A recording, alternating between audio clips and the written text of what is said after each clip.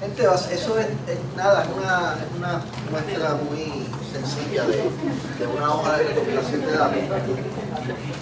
De una hoja de recopilación de datos, esa es una guía real de una investigación que hemos estado trabajando con escuelas que no tienen biblioteca. Ha sido una investigación bien interesante, no sé si la mencioné la vez pasada. Y lo que hacemos es que los investigadores vamos, entrevistamos, pero si se fijan hay un espacio para las observaciones. Y eso es sumamente importante, como habíamos dicho la vez pasada, porque eso nos da a nosotros un contexto de lo que nos dijeron y qué nosotros observamos en el proceso de la entrevista.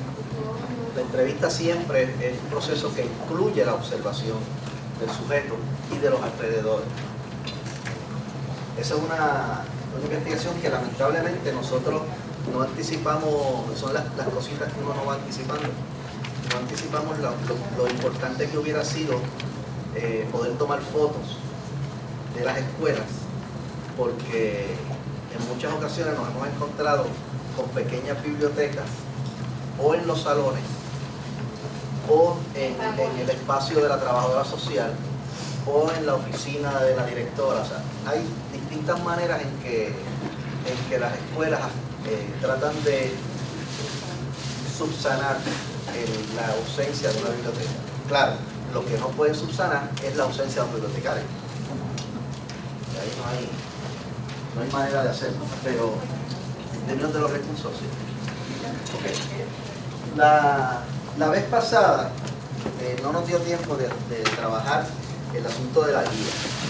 Y yo les había pedido pues que entre uno y otro trabajaran los grupos en su guía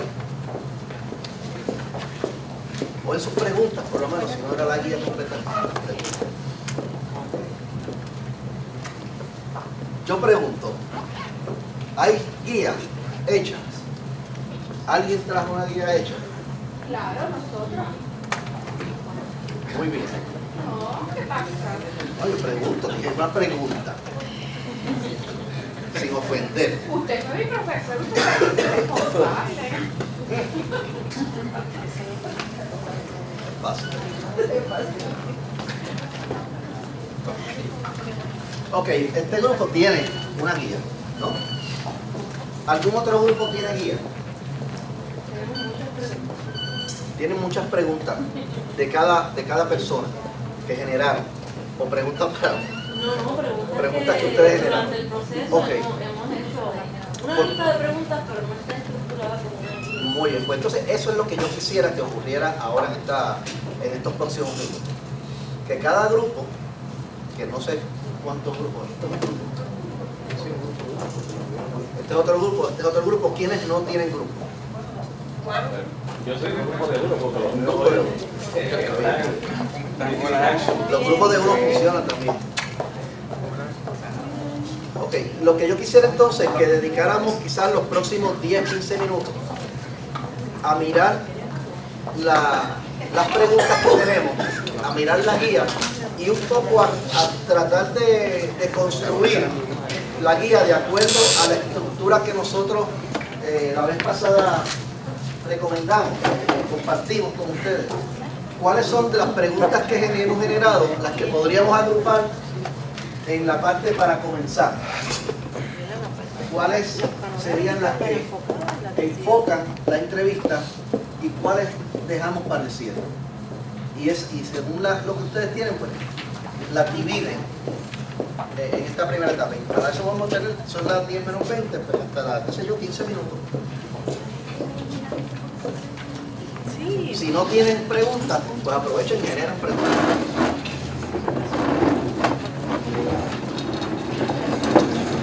Profesor, tenga cariño de mi alma.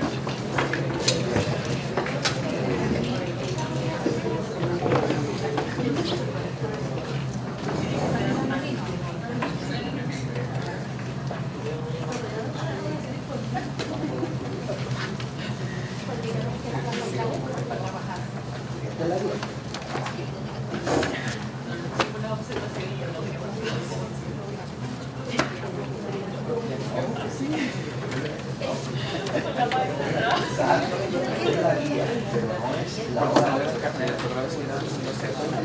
¿Cómo es? De transportación de parte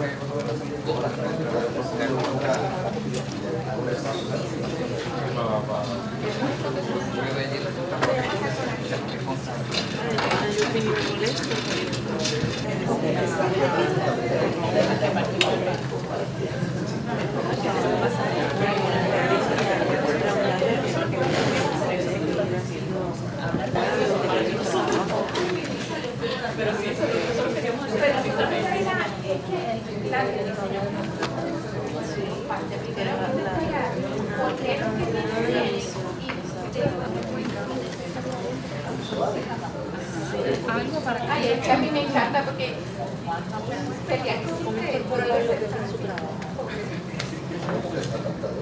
Por eso, bien.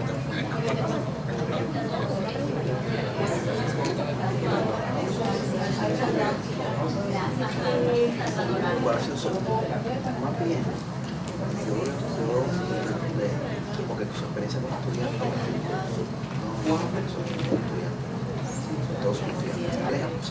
¿Qué les ha parecido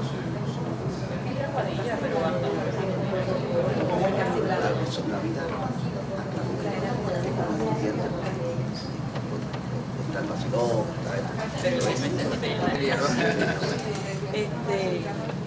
tenemos estas dos posibles. ¿Verdad? Nuestra investigación lo que pretende es describir las experiencias del profesor cuando era estudiante y cómo nosotros no han utilizado su práctica docente. Un poquito tratando de explorar si sus experiencias como estudiantes tienen algo que ver con cómo él Yo se lo dije también. Empezamos ahí cómo ha sido tu experiencia como profesor universitario y también tenemos esta experiencia de la biblioteca.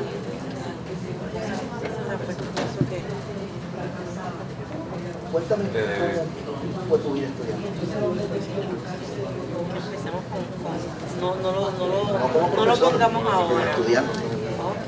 Estudiante, ¿sabes? ¿Cómo era estudiar en tu época? Era muy distinta la dinámica de las inquietudes de los estudiantes ahora que estudiaban.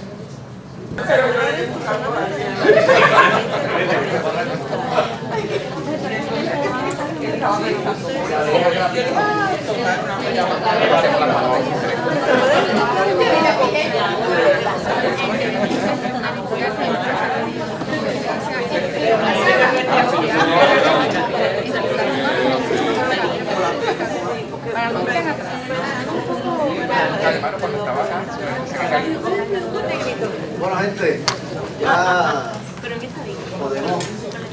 No se vaya, no se vaya. No se vaya. Para aquí, pero. Bueno, hicimos una ronda aquí de todos los grupos e individuos. Están los grupos o los representantes de los grupos. Y surgen asuntos muy interesantes. Yo creo que hay una similitud de problemas de investigación. Y a la vez hay unos elementos muy particulares. Los colegas acá tienen la preocupación en torno a la referencia virtual. Por acá es una investigación orientada más a la conexión entre la percepción o la experiencia de lo que como estudiante vivió un docente y las maneras en que eso puede influenciar su desempeño como docente en relación a la biblioteca en ambos casos. Por acá el asunto de ver cómo el trabajo de las, a ver si me acuerdo, por aquí que empecé. El alemán, Sí. el alemán. Es como diría una Los profesores. es un senior moment. A ver, llaman así ahora. Sí. Ok.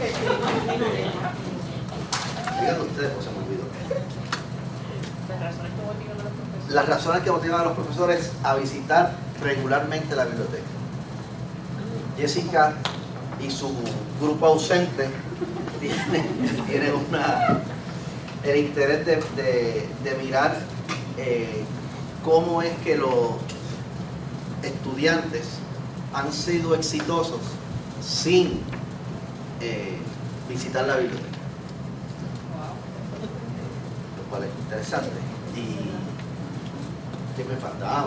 Colega aquí, de las percepciones, de las actitudes que provocan las actitudes de los estudiantes con relación a la biblioteca, porque la observación y la experiencia le dice que hay unos niveles quizás de, vamos a llamar, negatividad en algunos usuarios. A ver qué lo provoca, si es el desempeño de la biblioteca o si son otros factores los que están incidiendo en esa situación.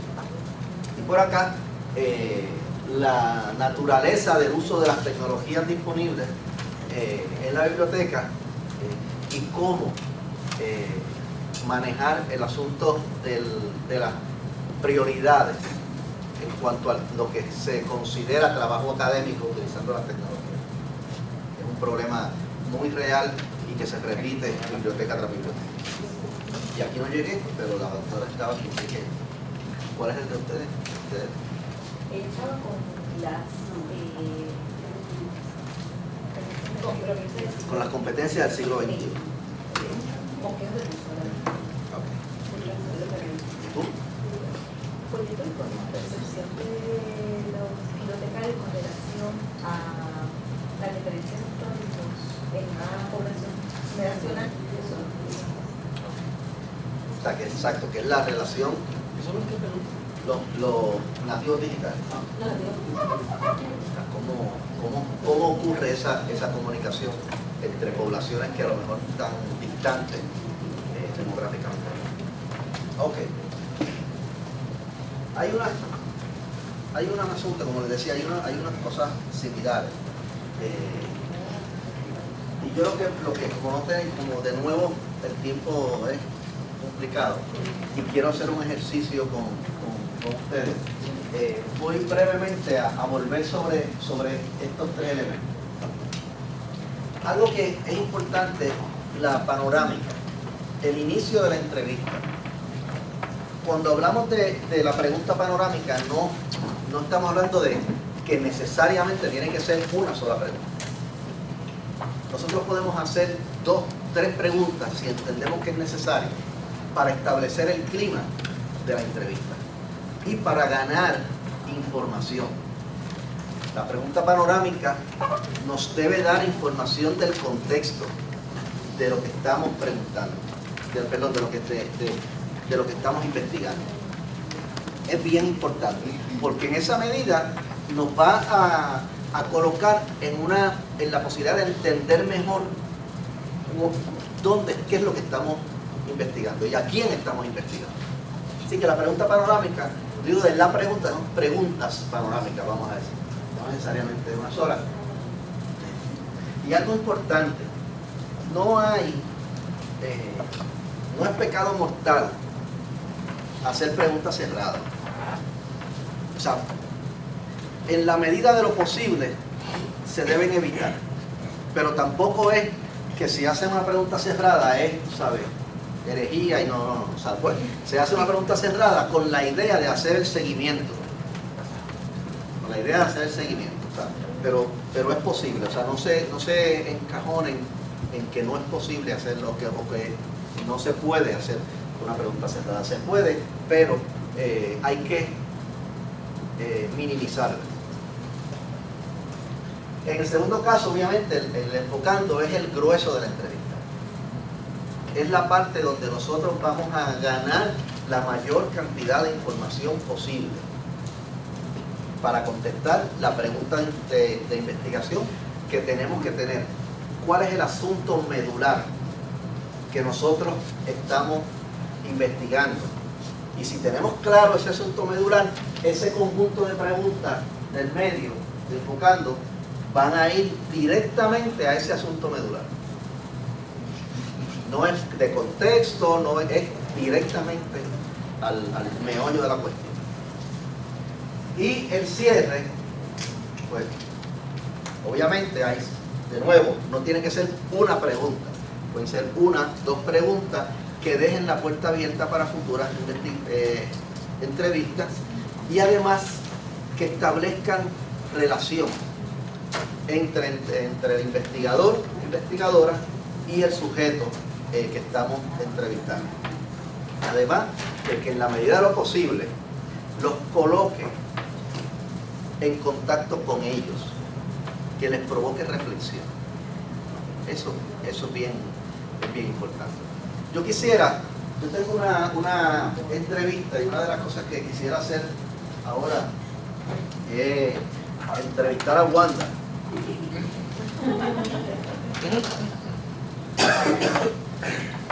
Que va a ser el talento. Gracias a Dios no fue conejillo de India. No, porque no es un experimento. Me quedo contenta y todo. Sí. Pues, lo van a grabar. También, sí. Yo tengo aquí una lista de... Bueno, vamos a hacerlo como Dios manda.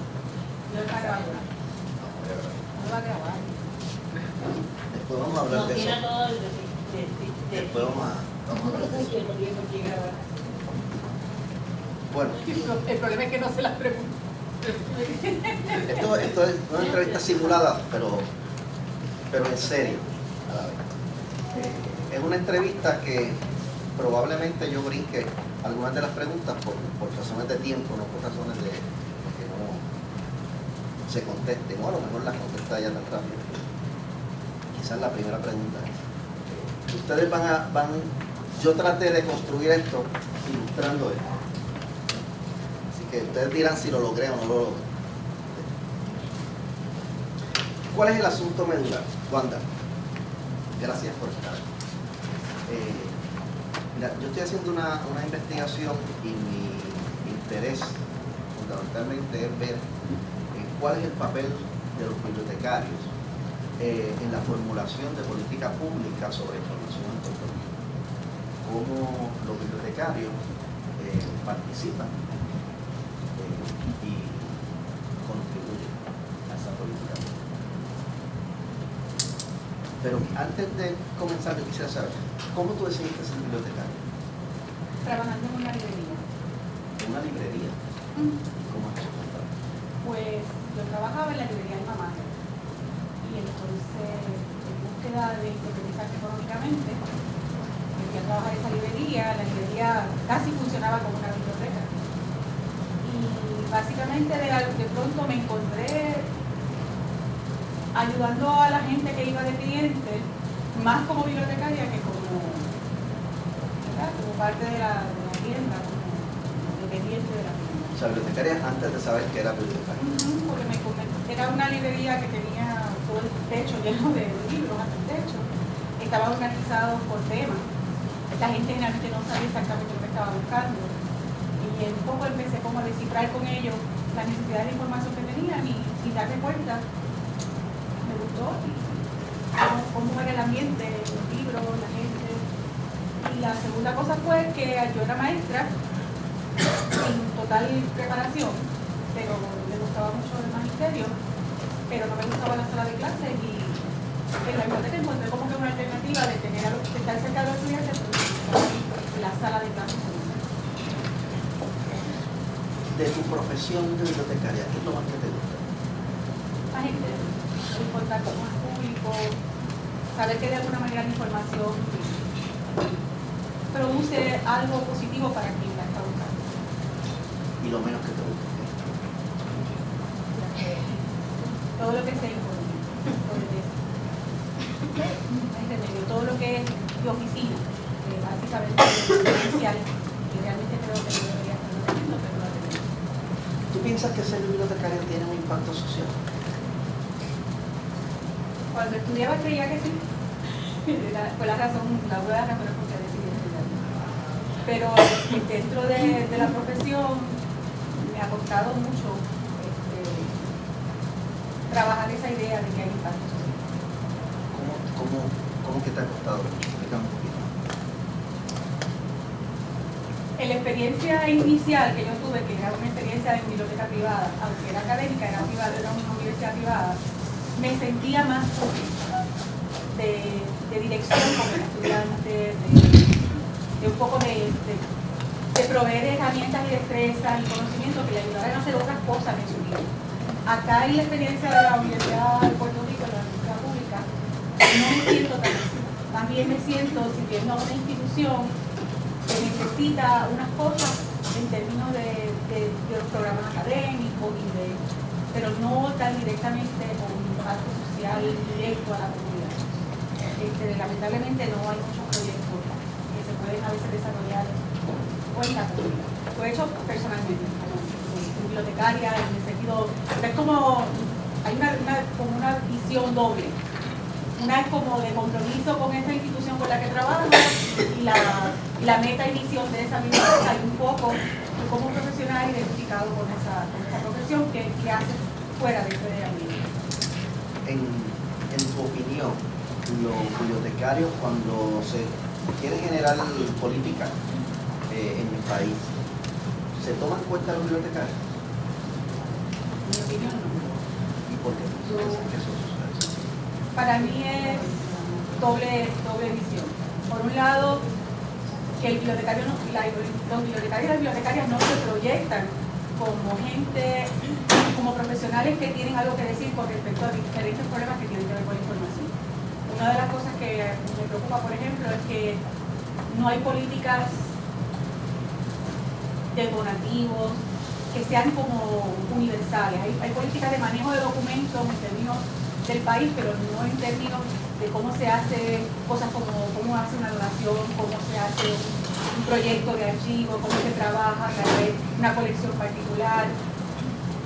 Esta cosa de la biblioteca de la comunidad, del sector donde se trabaja o donde se vive, no se genera de alguna manera políticas para establecer bibliotecas. O sea, más bien, las bibliotecas pertenecen como instituciones, no el país tiene una gestión en términos de la biblioteca o de que exista biblioteca, más bien gestiones institucionales o gestiones de organizaciones, de comunidades, pero no es una visión general del país, que me imagino que debe que no hay biblioteca nacional. Pero hay biblioteca nacional.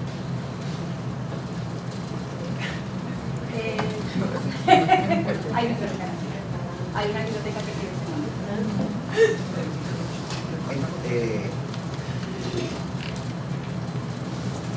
Estoy recibiendo como una idea, y quiero corroborarlo, de que tú entiendes que no hay mucha participación de los bibliotecarios, que no se toman en cuenta a los bibliotecarios por distintas razones que tú has dicho. ¿Qué se puede hacer para cambiar esa realidad? Yo siempre he creído que debe haber que las asociaciones de bibliotecarios deben hacer una campaña de promoción del profesional, tanto por radio, televisión y periódicos. Yo creo que todas las instituciones, organizaciones, grupos que reúnen bibliotecarios deberían unir esfuerzos económicos para hacer una campaña de quién es el bibliotecario y qué hace. El país tiene varias complicaciones con el asunto profesional de los bibliotecarios, quién es un bibliotecario, qué hace, dónde está, qué puedo esperar de él, qué se supone que ese personal haga. Yo tengo una teoría mía de que los bibliotecarios cometen impericia, y como es un profesional que está sujeto a cometer impericia, debe estar colegiado, debe estar protegido, debe estar de alguna forma socialmente identificado con unos deberes y unas responsabilidades. La mayoría, a mí me parece que aunque ha habido muchos esfuerzos desde las organizaciones por difundir un código de ética de los bibliotecarios, cómo se traduce ese código en el diario vivir, tiene unos problemas, por lo que creo que tiene que ver con la institución. Porque si una institución a la que yo trabajo qué es lo que permanece primero, qué es lo que tiene prioridad. Ese código institucional que establece que yo tengo que ser un profesional con estas y estas cualidades, o este código de ética profesional que yo tengo, que he asumido como directriz para mi vida profesional. Entonces, puede ser que mi código de ética profesional dice que yo le doy información a todo el mundo, pero a lo mejor dentro de la institución donde trabajo estoy negando información o negando acceso a recursos y a información, porque la institución tiene otro tipo de acercamiento y eso presenta como una disparidad profesional. Eso se refiere más bien a la relación con el usuario. En cuanto al asunto de influenciar la política pública de cómo se maneja la información en Puerto Rico, ¿qué pueden contribuir los bibliotecarios? Muchísimo. Yo creo que tienen mucho que aportar en términos de una visión democrática de la información, de una visión de participación comunitaria, de que la gente pueda participar y que son espacios de discusión, espacios de desarrollo, más que otra cosa de la comunidad. Y en ese sentido recogen y de cierta forma canalizan inquietudes de la comunidad y las pueden mover a otros lugares. Cuando un bibliotecario recibe puede trabajar con las preguntas que se le hacen diariamente, hay maneras de dirigir esas inquietudes a términos legislativos, pero necesitan una fuerza, una presión. Lo puedo como individuo llevar una preocupación, por ejemplo, que haya una biblioteca cada 7 millas en el país, qué sé yo, alguna cosa como esa, pero si no hay un respaldo profesional para ese tipo de iniciativa, sería muy difícil influenciar a cualquier política pública. No hay asesores que yo sepa en el área de informática o de información, hay más en términos de tecnología que en términos del manejo de esa información para la gente. No creo que haya mucha gente en esa dirección asesorando personas de gobierno. ¿Cuánto tiempo tú llevas trabajando como bibliotecario? Aproximadamente 17 años. ¿Y tú eres feliz como bibliotecario? A veces me siento satisfecha, a veces no, a veces me siento frustrada, desconocida, invisible. Siento que no se me reconoce, que no se me da valor a lo que hago. Pero la mayor parte del tiempo trato de descubrir qué aporte hoy, a quién ayudé. Yo tengo una insatisfacción existencial muy personal, porque yo creo que bueno, hay una pregunta de por qué estoy aquí que siempre anda tornando filosóficamente a uno. Pero el trabajo de bibliotecaria ha sido como, yo creo que no podía hacer otra cosa, porque la diversidad de intereses que tengo encuentran espacio en la biblioteca. Generalmente cuando uno tiene muchas inquietudes, muchas preguntas, muchos intereses, la biblioteca es como un espacio flexible, me permite hacer diferentes cosas, diferentes tareas. Mis habilidades a lo mejor para cantar o para escribir o para pintar o para diseñar, coordinar, encuentran espacio ahí. Pero las tareas administrativas de manejo de gente en términos de supervisión y de si la luz se apagó y no se apagó, si hay que poner con una mesa, pues o qué sé yo, ese tipo de cosas meramente.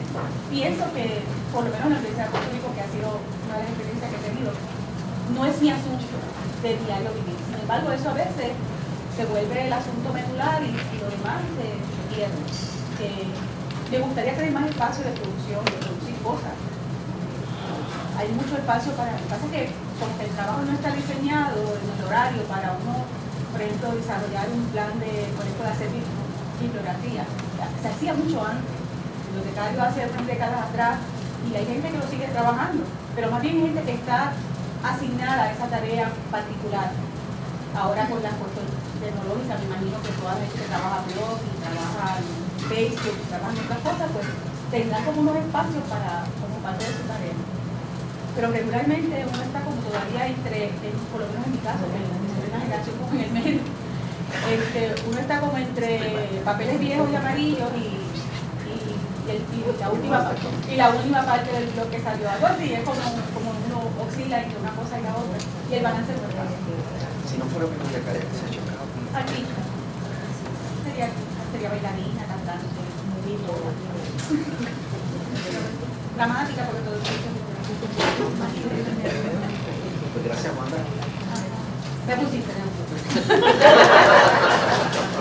Al principio, y esa es la observación importante, estaba bien nervioso al principio con las preguntas, pero las preguntas se fueron bajando el nivel de ansiedad hasta que caímos en el enfoque y ahí se dio contestar las preguntas en forma sencilla.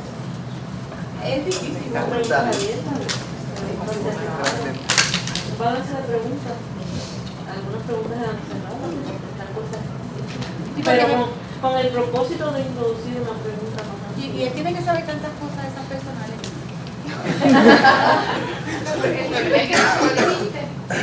Oye, eso me está preguntando. Bueno, tú no vas a ser a lo mejor la única entrevistada, ¿verdad? A lo mejor esa pregunta de cuántos años llevas como bibliotecaria. La contestación de uno que lleve 2 años versus, ¿verdad? Una persona que lleve más años, pues puede ser diferente. Dice que hay una, yo traté de ir y brinqué preguntas, ¿no? Porque por la cuestión del tiempo. Una de las preguntas que brinqué tenía que ver con ejemplos concretos. ¿Sabes? Que tú trajiste en unos momentos ejemplos de situaciones. Quería tener ejemplos de momentos en los cuales no se tomaba en consideración a los bibliotecarios. Que yo sé que probablemente los tienen, lo pueden traer, pero el asunto de tiempo. Sí, aparte no. también hay algo que el entrevistado pienso. Ahora que estoy pensando en el rol de acá, porque uno siempre está como allá, hay cosas que uno no recuerda de pronto. Yo no sé si una entrevista es suficiente para uno recuperar la información que necesita para la investigación. Ok, nosotros tuvimos aquí aproximadamente 15, 20 minutos de entrevista. Cuando se habla de entrevista profunda, hay gente que hace media hora de entrevista y dice que hizo una entrevista profunda. Nada que ver. Eso no sería.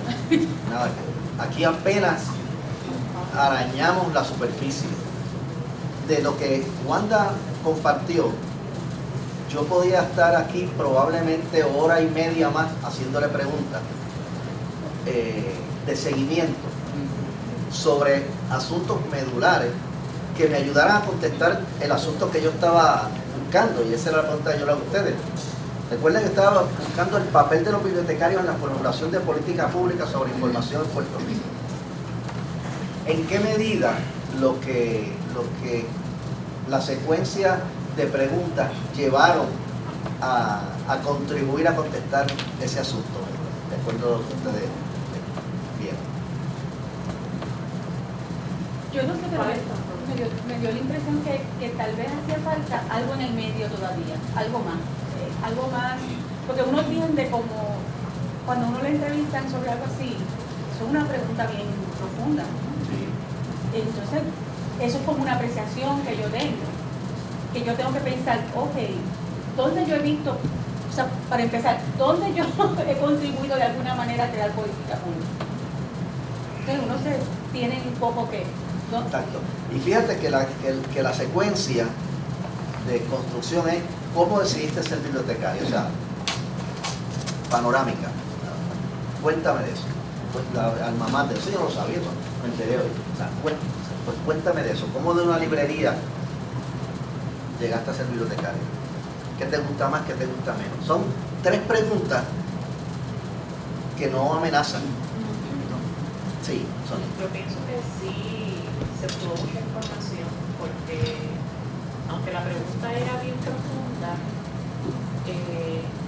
yo identifique por lo menos de oyente acá, ¿verdad? Que una posible razón para que la persona no contribuya a la política pública porque tiene que estar relacionada a lo mejor pues, a la situación en su lugar de trabajo, a que no necesariamente hace en el caso tuyo no necesariamente, pero puede ser que cuando le haga esa pregunta de que tú quisiste haber sido, mira, a lo mejor nunca quiso ser bibliotecario, ese no es lo que lo motiva ni lo mueve, y por eso no le interesa contribuir a la política pública lo que tú acabas, lo que dijiste sobre lo de ética, de que sí existen, por ejemplo, los códigos de ética, pero no necesariamente se siguen o estamos obligados a hacerlo, porque a lo mejor eso es algo que es importante. Eso es una información muy importante que, para contribuir. Exacto, que contribuye en cierta medida a que se conteste. O sea, realmente sí. Cuando yo hice mi investigación, era un caso específico en adquisición. Por lo tanto, antes de hacer la entrevista a mi bibliotecario, yo primero fui porque eran estudio de caso y eran 3 instituciones diferentes. Pues yo fui a esa área de cada una de mis bibliotecas que yo hice y lo primero que hice fue estudiar los documentos que había, los manuales de procedimiento, las políticas. Después hice un checklist de todo lo que había, lo que yo encontré, y después yo hice entonces mi entrevista. Claro. Con el jefe y con un bibliotecario. O sea, que eso me parece a mí, el pie para yo poder formular mis preguntas de entrevista. Sí, porque hay que hacer investigación para hacer investigación. Hay que prepararse, hay que ver, o sea, ¿por qué yo le puedo hacer estas preguntas a Wanda? ¿No? Porque conozco y sé y hemos conversado en múltiples ocasiones de distintos asuntos relacionados con esto.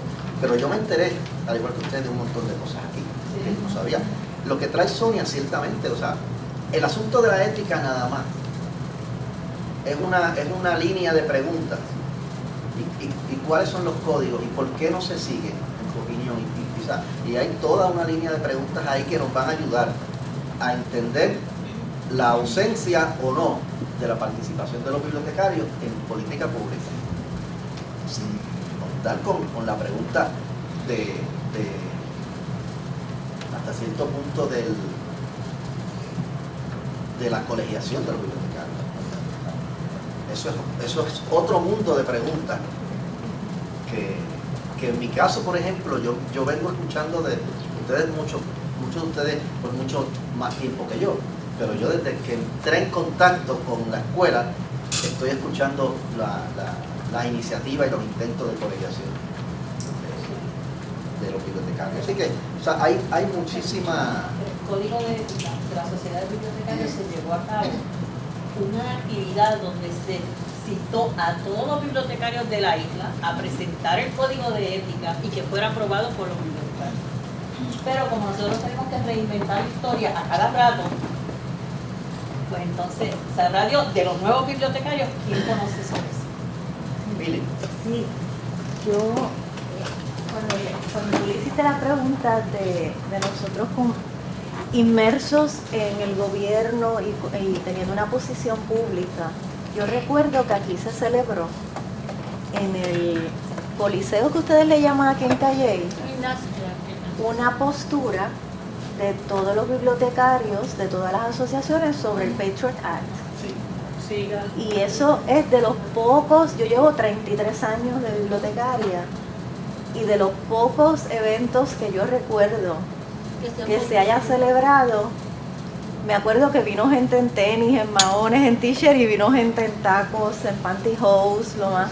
O sea que fue bien diverso y nutrió. Recuerdo que Mayra Torres era la presidenta, creo, de una de las instituciones. De la Sociedad Bibliotecaria. De la sociedad. Y yo no sé ustedes, pero rarísimo es cuando los bibliotecarios se reúnen así, multidisciplinariamente, ¿no? Y a nivel isla, para acatar una postura en política pública, y en este caso a nivel federal, porque realmente el Patriot Act es una ley federal. O sea que Bueno, eso es exiguo. En mi caso esa es la única. ¿Verdad que sí, Yo no he visto Cheo? ninguna Sí, yo creo que No conozco ninguna otra. que yo se produjo un recuerde. documento que fue guía ¿Te para los acuerdas? bibliotecarios de la Sí. UPR en caso de que vinieran Sí. instituciones de gobierno federal a Exacto. tratar de, tú sabes. Y yo no lo hubiera hecho exclusivo UPR, sino todos los que profesamos ¿verdad? Esta misión de la bibliotecología. Ya cerrando, ¿qué piensan ustedes de la última pregunta esa que yo le hice? Bueno, de las últimas dos. Porque la última iba a ser si es feliz siendo bibliotecario. Esa es la más importante. Bueno, a veces sí, a veces no. Esa es la más No, importante. pero ¿por qué esa pregunta? Esa pregunta es importante. La más Bueno, importante. yo la veo desde el punto de vista que si es una persona feliz con su profesión, pues va a buscar el bien de su profesión y exaltar la profesión a nivel público. Y si no lo ves, ¿por qué? Yo la veo desde ese punto. A veces Y la- también la- para romper el hielo y para que la persona diga todo lo que siente y pueda entonces relajarse un poquito más y sacarle más información. No, pero fíjate que esa es la última. Lo que pasa es que Para la respuesta de ella, ¿ves? Que preguntas que provocan reflexión, la respuesta de ella no me permitió cerrar ahí. Y por eso es que entonces hago la última pregunta. O sea, si no fuera bibliotecaria, ¿qué sería? Como seguimiento a esa otra. Porque consciente o no en este momento, yo sé que ya se va a llevar eso. Y nosotros. Y todo el mundo. Sí, es verdad. ¿No? Porque es una cuando Wanda entonces dice no, porque la pregunta existencial de qué yo hago aquí y cuál es mi misión y cuál es mi rol en la vida y cosas, son preguntas que uno se las plantea todo el tiempo, pero están ahí. Y entonces el propósito era ese precisamente, ¿no? Dentro del contexto de la profesión, dentro del contexto del asunto medular, que realmente es un asunto medular desde mi perspectiva, ¿no? La cuestión de la política pública sobre el manejo de información, ¿no? Que se desconoce a la gente que más sabe sobre el manejo de información.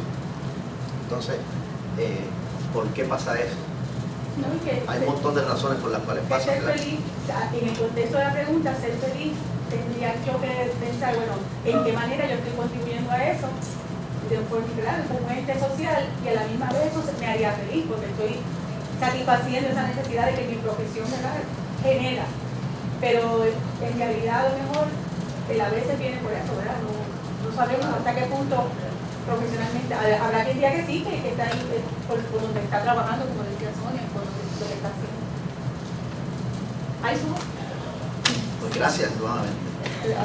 Sí, Y en este caso, por ejemplo, para el investigador determinar por dónde va a profundizar en una segunda o tercera entrevista. O sea que ahí el investigador, entiendo yo, tiene que estar bien alerta, ¿verdad? Oh, sí. Y después del análisis de respuestas, etcétera, etcétera, tendría que ver entonces dónde es que yo voy a profundizar como investigador, provocar que me siga abordando, me siga aportando ahí, para eso yo poder después al final, ¿verdad?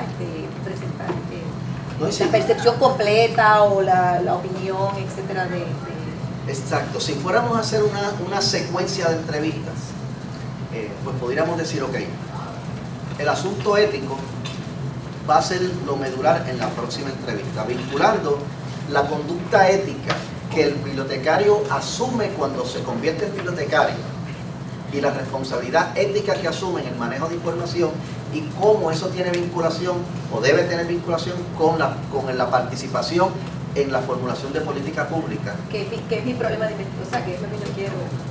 Exacto. Que es lo que yo quiero averiguar. Exacto. Entonces, ¿cómo hay una fuerza ética que me debe mover a exigir esa participación? Pero entonces eso sería como un descubrimiento de la entrevista, pues como yo estoy viendo una investigación que me está describiendo algo a mí, un fenómeno que está ocurriendo. Entonces yo tendría que ver a este sujeto como alguien que me está aportando elementos para yo descubrir eso. Exactamente, porque yo no hice ninguna pregunta ética. Exacto. O sea, tú trajiste el asunto ético, vinculado alrededor de la temática de discusión. Y eso es por eso decía que ese asunto nada más es toda una avenida de preguntas. Porque esa es la relación. Bueno, Manamanta, ¿usted quiere? No, yo quiero ustedes. ¿Tú vas a compartir una cosita que tienes aquí con nuestros recursos? Ahora. Sí, bueno, terminamos entonces esta sección. Digo, si la doctora quiere intervenir sobre esto. Perfecto, yo estoy aquí para todo.